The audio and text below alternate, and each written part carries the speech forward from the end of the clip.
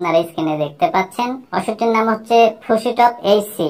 এটি একটি ক্রিম জাতীয় ঔষধ, আর এই ওষুধটির উপাদানের মধ্যে রয়েছে fusidic acid 2% plus hydrocortisone acetate 1%।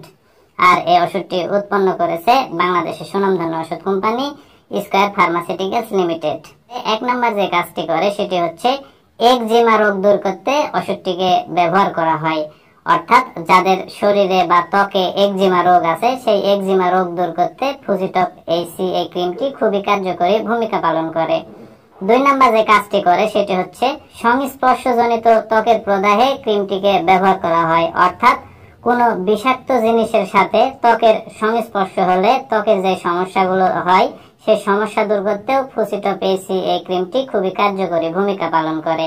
3 নম্বর যে কাজটি করে সেটি হচ্ছে অ্যালার্জিক ডার্মাটাইটিসে ক্রিমটিকে ব্যবহার করা হয়। অর্থাৎ ত্বকের চুলকানি, ত্বকের লাল ভাব, ত্বকের ফুসকুড়ি এবং ত্বকের ফোসকা দূর করতেও ফুসিটপ এইচসি এই ক্রিমটি খুবই কার্যকরী ভূমিকা পালন করে।